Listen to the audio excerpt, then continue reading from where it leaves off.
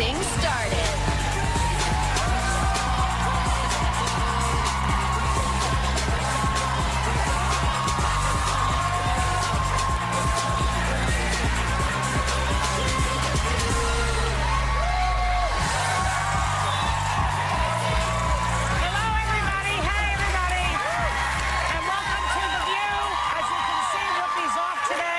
And joining us as guest co-host, please welcome the star of ABC's hit series Quantico, Priyanka Chopra.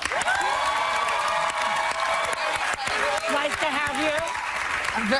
I just, after going through what you guys go through every single morning, I just want to tell everyone, guys, I have so much respect for these ladies. There was this whole meeting with 25 people giving you information about everything that's happened while you were asleep. So in the 12 hours while I was asleep, I was like, what all has happened in the world? Newfound respect. There was really. Go ahead, keep telling them. What else? I want to hear more. I want to hear more. It speaks more to the staff, though. There's a lot of people. There are a lot of moving parts. It's like a clock. A million moving parts on this show. And then we come out here and act like, no, we just made it up. Yeah. Threw it together. Yeah.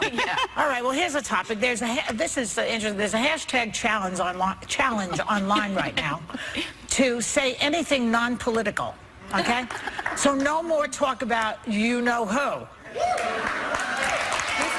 If I may interject, I'm very, very happy about that because, like I've been mentioning, I'm here on a visa. So I think this challenge for all you ladies would be great. I want to see if that can happen on this show. You're not going to want to go on spring break, sweetie. So instead of talking about Trump, let's talk about the real leader of the free world, Steve Bannon. Because the reason that I brought this up this morning was because I have a lot on some fan page I have. People are fighting right now about whether we talk too much about Trump or not. And I feel like, you know, every day he gives us material. He does. And the world seems to be crashing around us. So what are we supposed to talk about? Our nails? I mean, come on. Chihuahuas. Yeah. Chihuahuas, I can speak ad nauseum about chihuahuas. Don't you think we need a balance, though? Like, I feel like we do bring a balance. But even on this show, we'll talk about Trump and we'll talk about the issues, but then we also leave room for fun stories and for laughter because I think people are stressed out. We talked about headline stress, where you look at the headlines. This thing, this little machine here that constantly gives you information every minute of the day, it's a scary time. Terrorism, news is scary, so you have to have an escape. So I think the ideal is be informed, stay on top of things, but find your escape, whatever that may be, and laugh, enjoy your life. Yeah. Well, definitely laugh, but this show is not an escape. Well, for some, listen, this show should not be an escape. a lot. A lot of people get them. I disagree in a way. I think a mistake. No. People do get their news from this show. Do you don't think it could People be a get a lot combo? of information from the show. It can be a combo.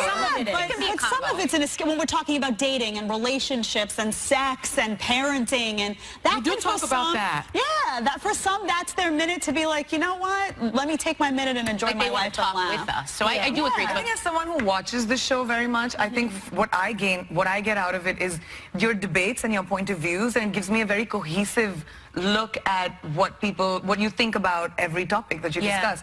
And I think that's what I take away from it. News, pop culture, just everything is very educational. Just as an FYI, I would like to thank the audience for coming out in this miserable, snowy day. Look at this. Can we get a shot of the audience, please? A full house. I came in this morning, I said, I bet we're not even going to have an audience today. And they all came out to see us. Thank you. Either they had snow days or they should wave at their bosses now. Okay, so back to Trump. We didn't last long on that challenge. That didn't last. I had a moment. That was it. That was it. He took time out of his busy schedule yesterday to blast Nordstrom for dropping his daughter Ivanka's line. You know about this. Yeah. He tweeted, quote, "My daughter Ivanka has been treated so unfairly by Nordstrom. She is a great person, always pushing me to do the right thing. Terrible." Wait, our president needs his daughter to tell him what the right thing is to do. Apparently so, Joy. Apparently so. Well, what do you think about the fact that he is now using his position to protect his daughter? Well, not only to protect his daughter, but to harm Nordstrom. Because remember, the times he's tweeted about Boeing, the times he's tweeted about LL Bean, their stock went down. Well, Nordstrom's stock went up by 4% on the I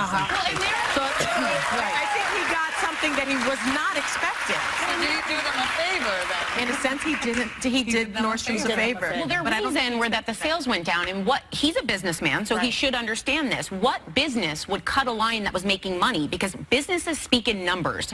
So there's no way they would cut something that was bringing in money. And did Nordstrom make the statement saying that that's the reason they which did is because why sales were it feels a little dipping? bit like he's misusing the platform to call someone out on that when they've spoken up in business terms why they did it. It's a bit it's unethical. And I'd like to make the point that since Ivanka's stuff is all made in Indonesia, I believe in China, Nordstrom is being very patriotic, like Donald says, made in America, America first. So I'd like to salute Nordstrom for being patriotic. Let's give them a shout out. We'll be right back. Still ahead, Bey's bad message? Why critics say she could be setting up a lot of women for a big disappointment. This February, The View is on fire. You have a little spice, a little fire. Burning things up with the hottest topics. And tomorrow we're saying, Thank God it's Friday. yes, because we've got Lena Dunham. Plus, It's Guy Day Friday, TGIF. and we're laughing with Bob Saget. And that's just for starters. Hey, everyone's coming to The View. And our political view is sizzling when Senator Chuck Schumer hits the table. Wait for that one. Told ya. That's what we do. We're serving things up hot on The View all February. Ahead, the hilarious star of the Lego Batman movie, Will Arnett, and Oscar nominee Dev Patel introduces you to the real people who inspired one of this year's most powerful movies, Lion.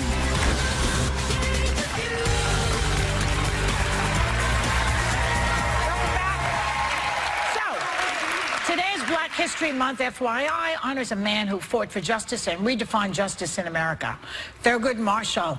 He was a great guy. He was the brilliant attorney and civil rights pioneer who helped win the landmark Brown versus the Board of Education case that basically and forever, hopefully, desegregated public schools. He went on to become the first black Supreme Court justice in the United States, and we miss you more than you can possibly imagine.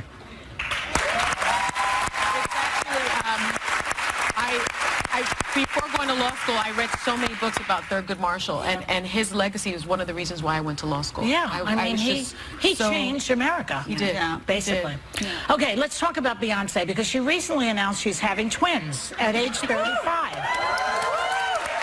Congratulations.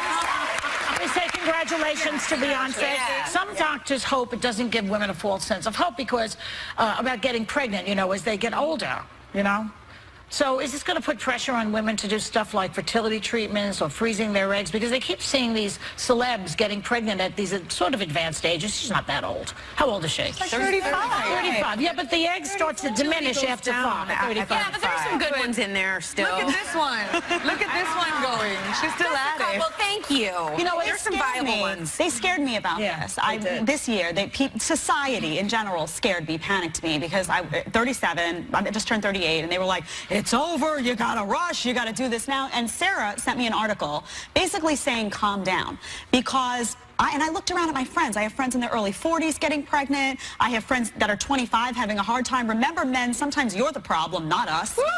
So, I looked into it, and one thing people don't talk about is stress. The journal Human Reproduction found that women who had high levels of a stress hormone in their saliva took 29% longer to become pregnant. Some of that stress is this pressure to do it. You hit 35, everyone's like, you gotta get married, you gotta have a baby this year.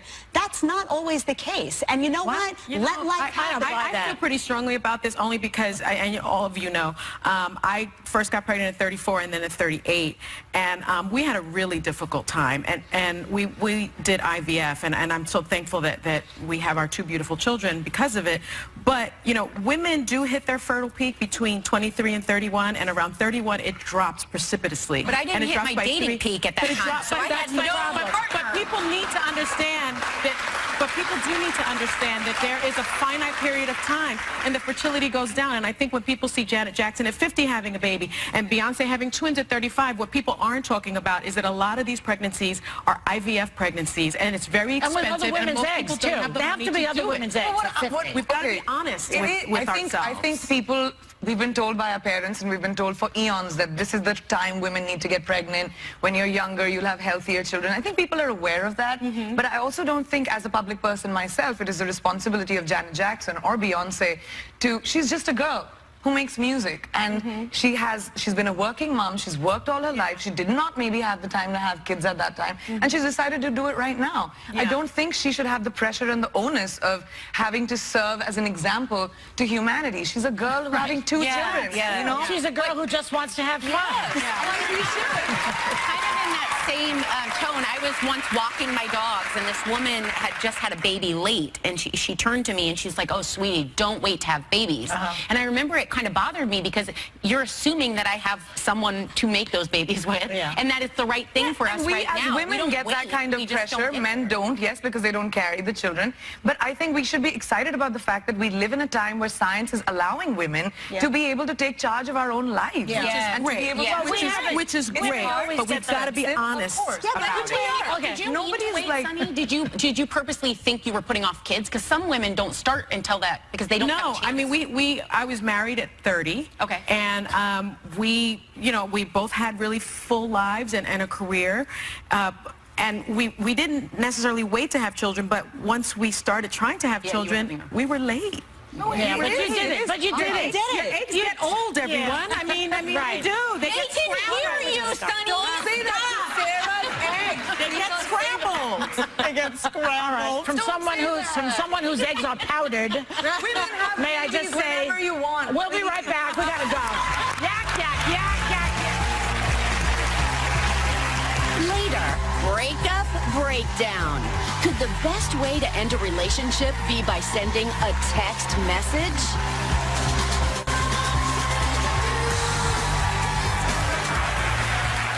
Welcome back. Got me on doing this on camera. It's so annoying. Actress Deborah Messing recently told a horrifying story. When she was acting in the movie Walk in the Clouds, she claims the director stopped filming a scene to tell her that her nose was ruining the movie. I can't even, I don't even know what, I mean, has this happened to any of you? It happened to me. Before I became an actress, I met a producer director about, the possibility of acting. And I was a beauty pageant winner at that time. I was Miss World. And he said everything was wrong about me. He said my nose was not proportionate. What? He said the shape of my body wasn't Is that your original nose? Yeah, this is mine. Because your original nose. I hope we prepared her for that question. It's a small nose. What would they have? I think I have a lot of things done. I can't You imagine should that just say someone that. as beautiful as you are, someone would tell you to change something. Yeah, change everything. Yeah. It's remarkable. Why? What did they want? A blonde? No, not the color of my hair. But I think it was just, there's such a false sort of perception of what women should look like and what our bodies should look like. And especially when we're in the business, you put on just a couple of pounds and people are like, body shaming you. It happens. Christmas happens to all of us. Yeah. Halloween, Christmas, Thanksgiving. More than once a year. And I'm Indian. I have Diwali, I have Holi, I have like 100 holidays that happen to me. So my body fluctuates, and you know what? I'm fine with it. I love that. I remember when I was working in the news business, I had my daughter 6 months earlier, and one of the producers told me that I was looking fat on camera. Ooh. And I said, well, After your baby? Yeah, and I said, I just had a baby. And he said, oh, I'm so sorry. How long ago? I said 6 months. He said, well, you didn't just have a baby. Oh my gosh, he doubled down. Terrible. I have a story, and I really went through a period where I was starving myself to lose the baby weight because of it. No, don't pay attention to that. Yeah. But one time when I used to go up for commercials in the old days, one agent said to me, he says, you're a good type for Ragu and Drivers Training Institute. No, stop it. Which is a truck driving school. But he said to me, you can't do Procter & Gamble. I said, why not? He said, well, you can do Procter & Gamble, but the blondes have to have the clean floors. You have to have the dirty floors. Wow. I'd like to report that I did both Procter and Gamble in my lifetime.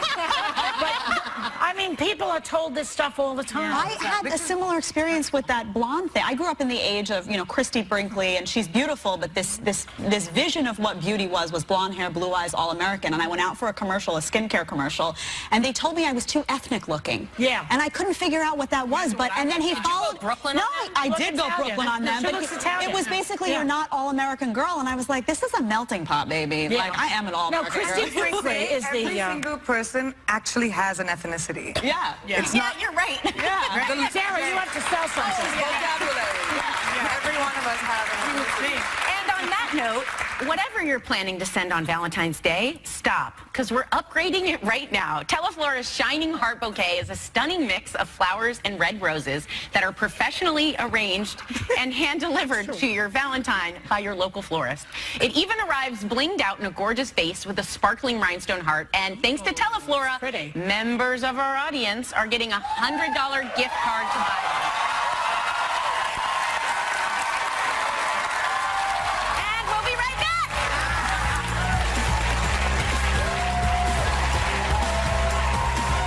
Hey guys, Will Arnett here. No, here. Yeah, I'm here to talk to all the ladies about my new film, the Lego Batman movie. And no, I'm not doing my Batman voice.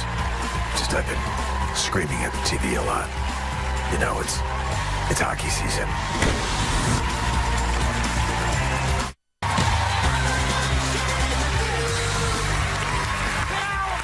Fans argue a lot of times whether Michael Keaton, Christian Bale, or Ben Affleck are the best Batman. But for my money, no one does it better than Will Arnett in the Lego Batman movie. Take a look.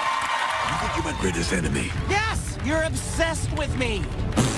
No, I'm not. Yes, you are. No, I'm not. Yes, you are.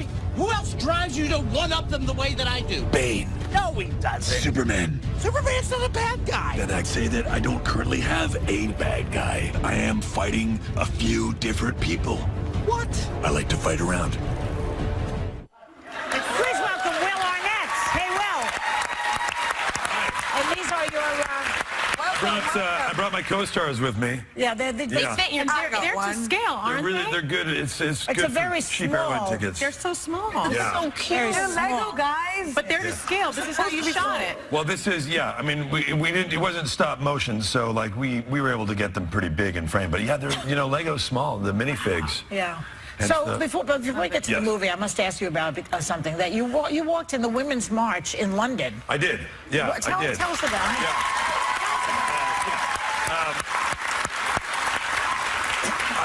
It was interesting actually being in a foreign country and seeing people respond, and you realize what an impact this country has on a global scale. right. That part was super interesting. But politics aside, it was just for me important to go. The best part about that for me on a personal level was taking part. My mom texted me saying, "What are you doing?" And I sent her a picture of the march. Yeah. And she texted me back and said, "I'm so proud of you." And yeah, and we all have. I'm like anybody else, any other American.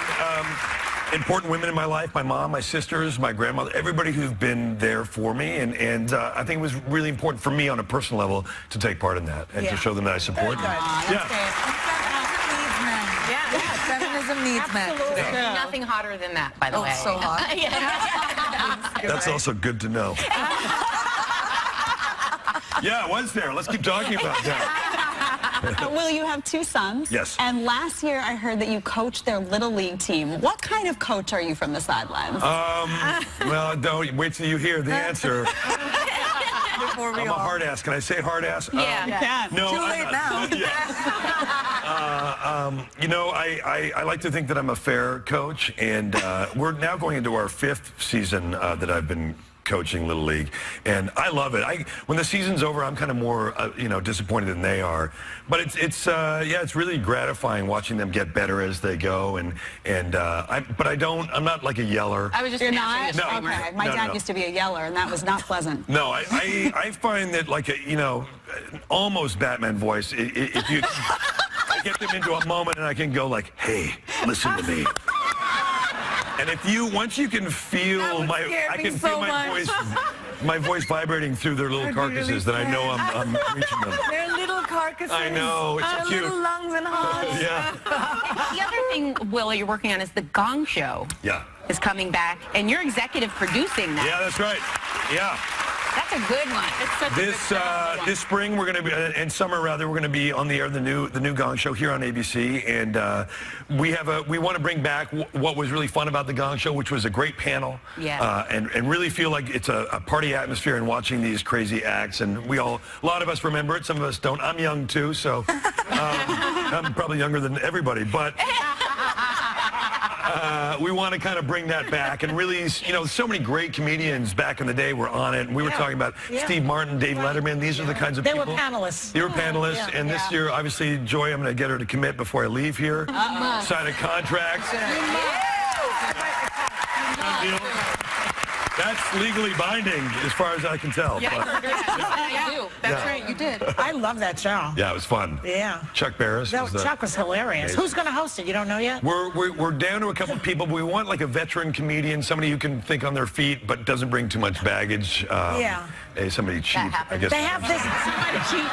Somebody cheap. I'm producing now, That's so. it. Yeah. Oh, I see. I got the chance to see the Lego Batman movie. Yeah. It is so good. It is so funny. It's so incredible. But Batman has a midlife crisis in the movie. Yeah. How did you come up with the story for that? Well, when we made the Lego movie, the first one, what was really kind of funny to us was that we all know Batman. He's an iconic character, of course, and I had the luxury of kind of looking at lots of great actors who you mentioned earlier who had portrayed him and cherry-picking the things that we liked about him. We really found it was kind of funny to have Batman, but you could see underneath all this bravado that maybe he was insecure. Maybe there's something else going on. Yes. Like, what? Why? He's the Dark Knight. He's a billionaire. No one knows what he does after he's saving the world. What does he do when he goes home? Watch The View? Watch TV? Yeah. How can you top that when you go home and you're by yourself? Right. Robin was there. Sorry? Robin was around. Well, Robin was sort of the... That's going a little Robin does come in and But he's just at home alone in a bathrobe watching TV. Oh, like Donald Trump. I don't know from that. Steering away from that, I think steering away from that. I read somewhere that you took your kids you took your boys to the premiere. Yes. What was their reaction?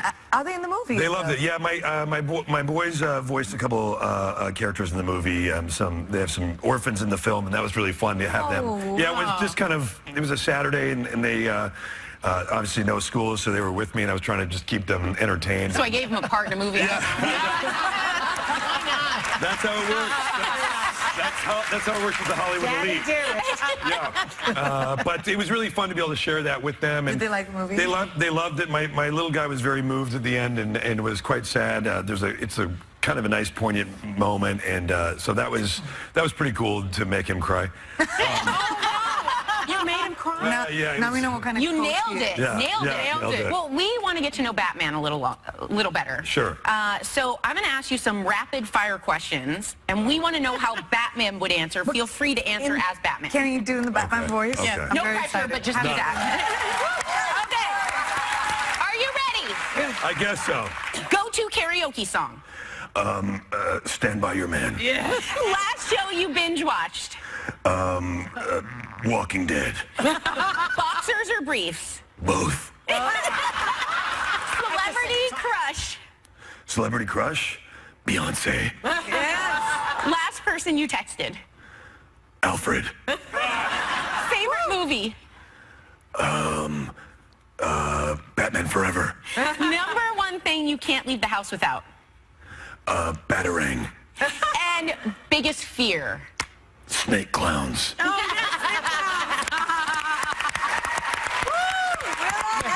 one more thing. Yeah. Just want to say I was lying about my favorite film. It's really Jerry Maguire. We want to thank you. Well, gotta go. We gotta go. There we go. Well, Thanks. I'll be back all next week. The Lego Batman movie is in theaters tomorrow. And courtesy of our friends at IMAX, members of our audience are getting 4 tickets to see the Lego Batman movie in IMAX.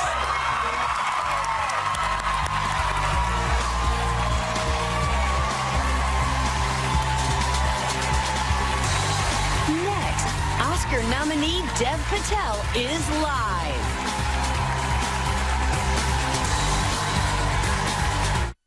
So next week, we've got a Valentine's Day treat. Well, I have an idea. Because live from the View studio, it's the Viewlywed Game. Which celebrity couple knows their partner best? Who will win a tropical trip to paradise? You're welcome. Find out live Tuesday on The View.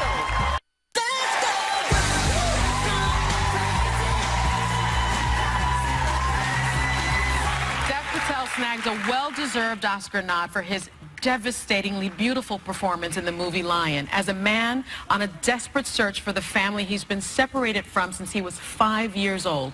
Take a look at this incredibly emotional reunion.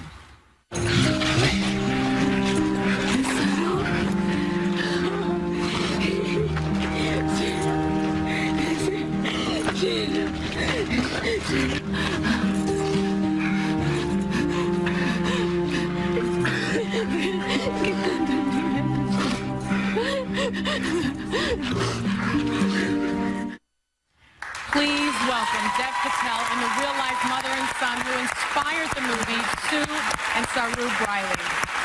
Thank you. Thank you so much for being here. I just told Dev, I saw this movie last night. I was in tears. I was so moved. You received an Oscar nod for it. How does that feel? Look, it comes in waves. It still hasn't fully sunk in, to be honest. But I mean, to be playing this beautiful creature right here, yes. And to be able to, it's overwhelming. Your performance was one of the most incredible performances I've ever seen. Oh, wow. I hear you FaceTime though with your mother after the nomination. Yeah. Will you take her as your date? Yes. Oh. It was crazy. I was finishing off a movie in India, and we were filming in a part where we had no cell phone reception at all, and we had to drive into the city centre, and it took us 2 hours, and it was the most horrendous 2-hour drive because you're just waiting for, you know, the hammer to come down. And I got this call, and I was straight on the phone with Mum, and she was screaming and shouting. And I remember, you know, when you make those big comments as a kid, when you're like, one day I'm going to take you to the Oscars, but it actually magically happened. And you're going to. Like, yeah. That's amazing. I wanted to ask you, Saru, this story is based on your book, A Long Way Home, and I'm from India. And so when I watched the movie a couple of months ago, I was so moved with the fact that this is a true story, and it happens to many, many children in the country, and it's an unfortunate thing that happens to us. So I couldn't stop crying through the movie because I saw reflections of where I have grown up and the world that I've seen. But I heard that you can't watch the movie without crying either. What is the hardest part for you to watch in the movie?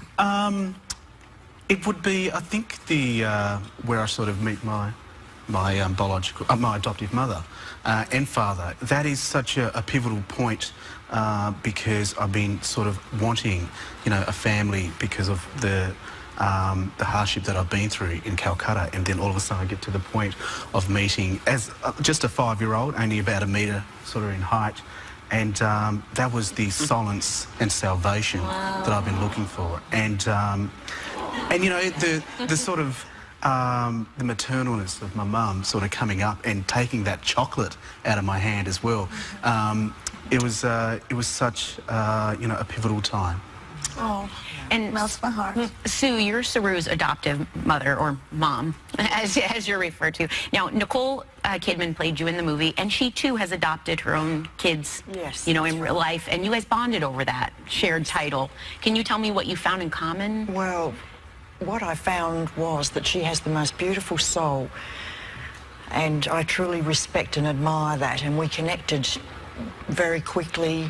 In fact, quite instantly, we became really emotionally attached, and for me that was absolutely vital because I think you needed that connection to do justice to the role, and she certainly nailed it. I just think she was amazing, and the effort she went to get to know me, meet with me, you know, I couldn't have wished for any more effort, but you know, I really, truly love her. She's the most beautiful woman. But you did have one gripe about the movie. Just one little picky detail. Well, we're here for you. Share it with the group now. Oh, well, I just felt a bit sad that she didn't look as nice as she could have done. Like she was like maybe a little frumpy. Like it was It was quite strange, really, because, you know, I've never looked like that. Oh, that little shot there. Maybe it was to really bring out how beautiful your inner beauty was, like to really let Well, when she's acting, she truly, you know, comes over like that. You see all of that. But for me, I found the appearance a little disconcerting. It distracted me a little from the performance. But What is she wearing?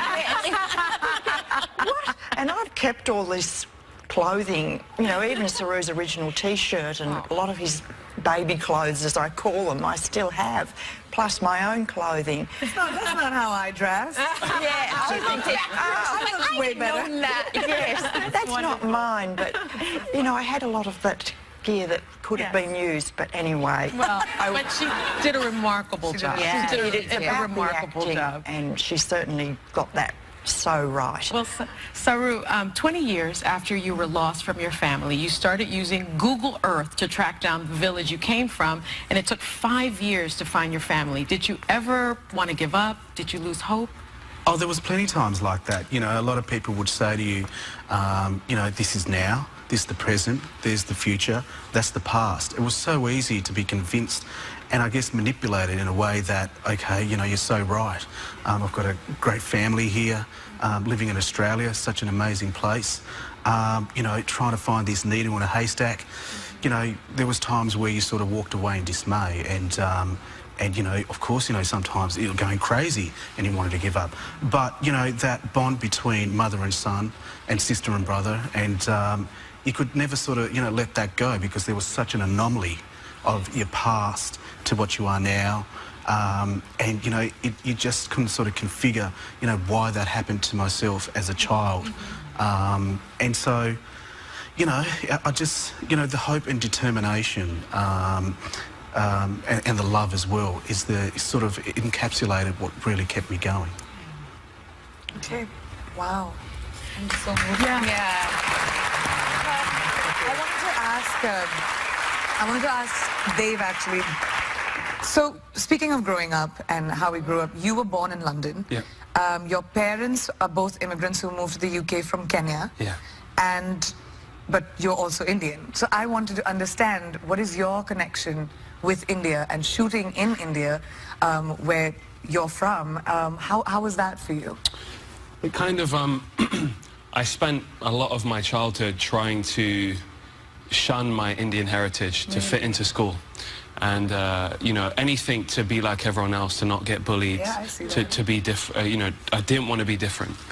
And then I had this light bulb moment where I went to Bombay at 17 years old to shoot this film, Slumdog Millionaire. And I discovered this city with Danny Ball, and every preconceived notion I had in my head completely was turned on its head, and I fell in love. I was so inspired, and I've been back there since. I've shot 5 films, and I go there every year to just Mumbai is lovely. It is, You and guys just have all to visit. over India. It's such a big source of inspiration. It's what we do as actors is we explore what it's like to be human, and it is a place that is bursting full of humanity. So yeah. Wow. I'm so glad you said Thank that. you. Thank you. Thank you. Our thanks to Dev Patel, Sue and Saru Briley. Lion is in theaters now. You must go to see it, and we will be rooting for you on Oscar night, Dev. We'll be right back.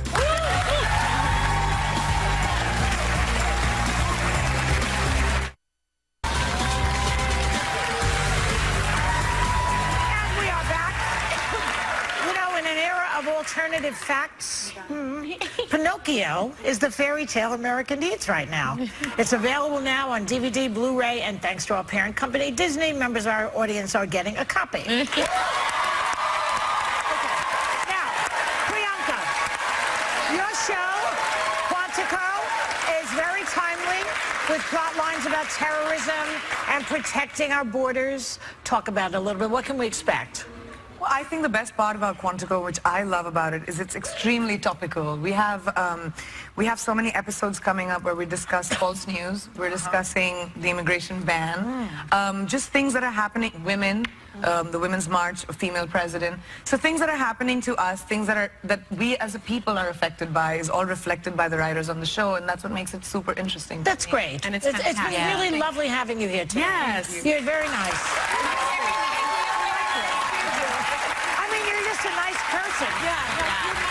It's been such a So, Quantico airs Monday nights at 10 p.m. on ABC, and Priyanka's also starring in the new Baywatch movie. Coming out in a few months. Have a great day, everyone. Take a little time to enjoy The View. And so when I watched the movie a couple of months ago, I was so moved with the fact that this is a true story, and it happens to many, many children in the country, and it's an unfortunate thing that happens to us. So I couldn't stop crying through the movie because I saw reflections of where I have grown up and the world that I've seen. But I heard that you can't watch the movie without crying either. What is the hardest part for you to watch in the movie? It would be, I think, where I sort of meet my adoptive mother and father. That is such a pivotal point because I've been sort of wanting, a family because of the hardship that I've been through in Calcutta, and then all of a sudden I get to the point of meeting as just a 5-year-old, only about a metre sort of in height, and that was the solace and salvation that I've been looking for. And the sort of the maternalness of my mum sort of coming up and taking that chocolate out of my hand as well. It was such a pivotal time. Oh, and melts my heart. Sue, you're Saru's adoptive mother, or mom, as you're referred to. Now, Nicole Kidman played you in the movie, and she too has adopted her own kids, Yes, in real life, and you guys bonded over that shared title. Can you tell me what you found in common? Well, what I found was that she has the most beautiful soul, and I truly respect and admire that, and we connected very quickly. In fact, quite instantly we became really emotionally attached, and for me that was absolutely vital because I think you needed that connection to do justice to the role, and she certainly nailed it. I just think she was amazing, and the effort she went to get to know me, meet with me, I couldn't have wished for any more effort, but I really, truly love her. She's the most beautiful woman. But you did have one gripe about the movie. Just one little picky detail. Well, we're here for you. Share it with the group now. Oh, well, I just felt a bit sad that she didn't look as nice as she could have done. Like she was maybe a little frumpy. Like That's right. It was quite strange, really, because, I've never looked like that. Not that little shot there. Maybe it was to really bring out how beautiful your inner beauty was, like to really let Well, when she's acting, she truly, comes over like that. You see all of that. But for me, I found the appearance a little disconcerting. It distracted me a little from the performance. But What is she wearing? what? And I've kept all this clothing, even Saru's original T-shirt and a lot of his baby clothes, as I call them, I still have, plus my own clothing. That's not how I dress. Yeah, I way better. Yes, that's not mine, but, I had a lot of that gear that could have been used, but anyway. Well, but she did a remarkable job. Yeah, She did it's a about the remarkable acting, job. and she certainly got that so right. Well, Saru, 20 years after you were lost from your family, you started using Google Earth to track down the village you came from, and it took 5 years to find your family. Did you ever want to give up? Did you lose hope?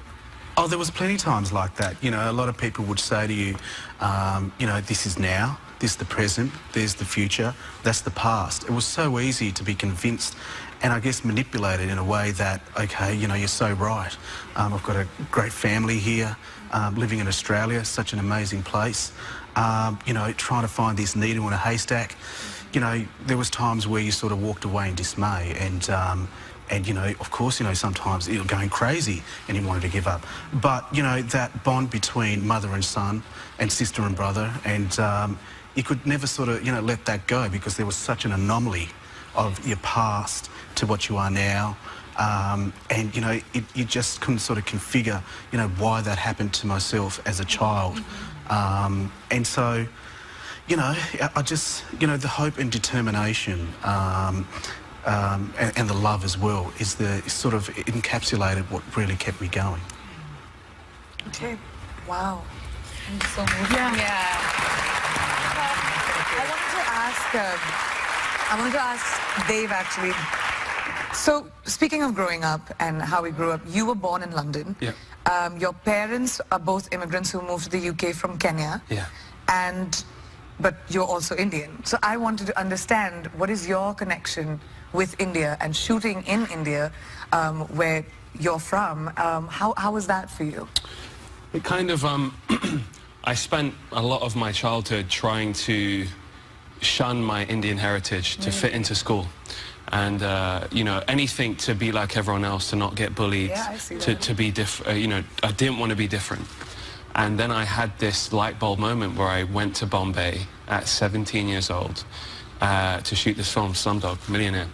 And I discovered this city with Danny Boyle, and every preconceived notion I had in my head completely was turned on its head, and I fell in love. I was so inspired, and I've been back there since. I've shot 5 films, and I go there every year to just Mumbai is lovely. It is, and just all over India.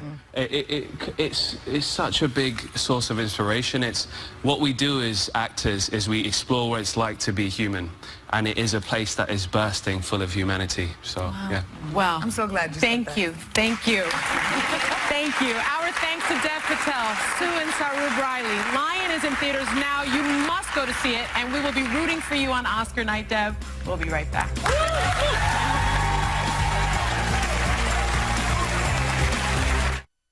Now, let's get things started.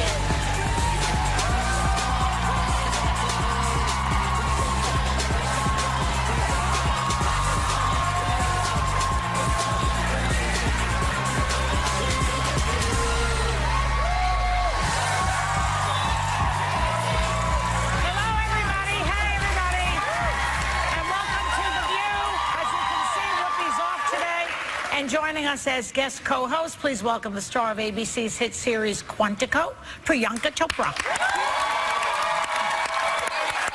Nice to have you.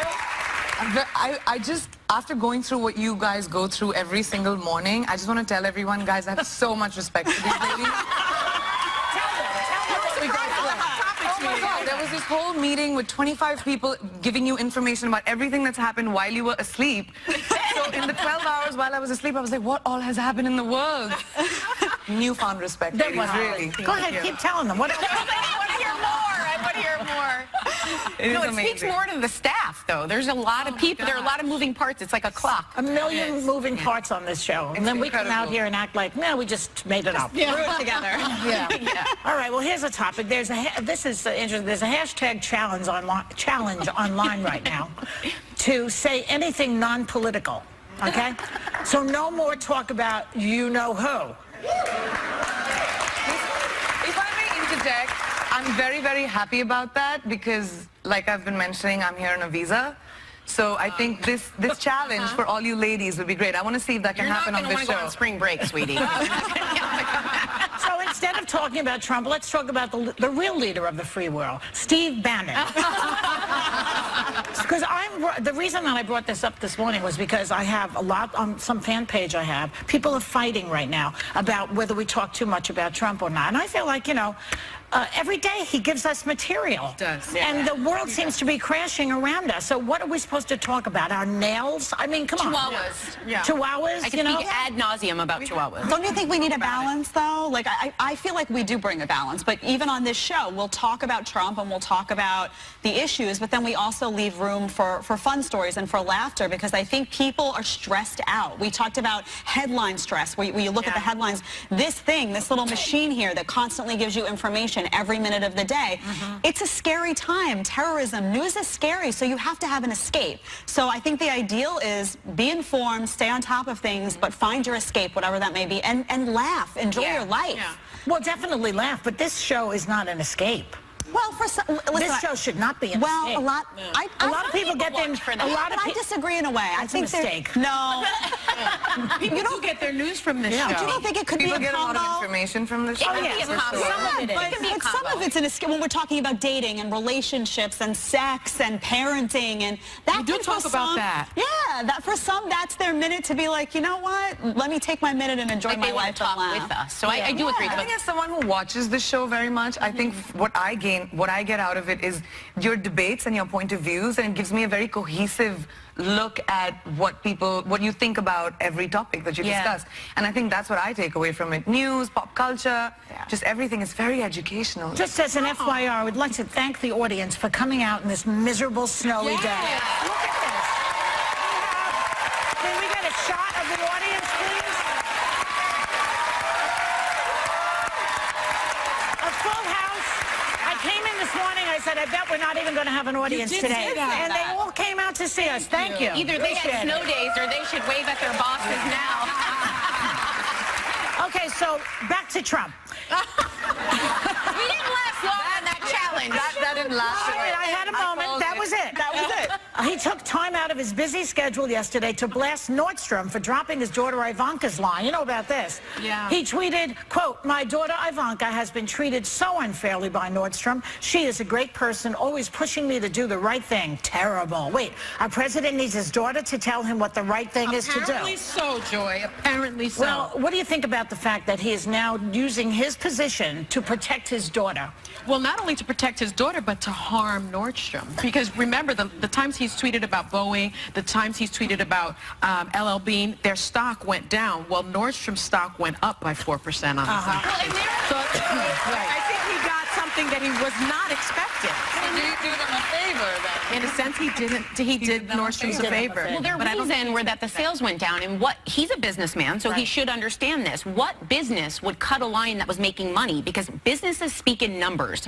So there's no way they would cut something that was bringing in money. Did Nordstrom make the statement saying that that's the reason they did because sales were dipping? It feels a little bit like he's misusing the platform to call someone out on that when they've spoken up in business terms why they did it. It's unethical. And I'd like to make the point that since Ivanka's stuff is all made in Indonesia, I believe in China, Nordstrom is being very patriotic, like Donald says, made in America, America first. So I'd like to salute Nordstrom for being patriotic. Let's give them a shout out. We'll be right back. Still ahead, Bey's bad message? Why critics say she could be setting up a lot of women for a big disappointment. This February, The View is on fire. You have a little spice, a little fire. Burning things up with the hottest topics. And tomorrow we're saying, Thank God it's Friday. yes, because we've got Lena Dunham.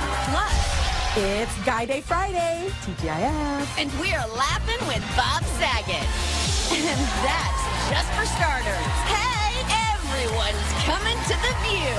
And our political view is sizzling when Senator Chuck Schumer hits the table. Wait for that one. Told ya. That's what we do. We're serving things up hot on The View all February.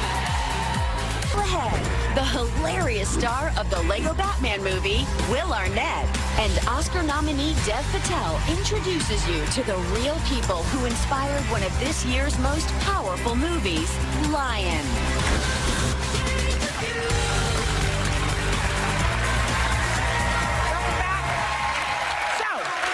Today's Black History Month, FYI, honors a man who fought for justice and redefined justice in America, Thurgood Marshall. He was a great guy. He was the brilliant attorney and civil rights pioneer who helped win the landmark Brown versus the Board of Education case that basically and forever, hopefully, desegregated public schools. He went on to become the first black Supreme Court justice in the United States, and we miss you more than you can possibly imagine.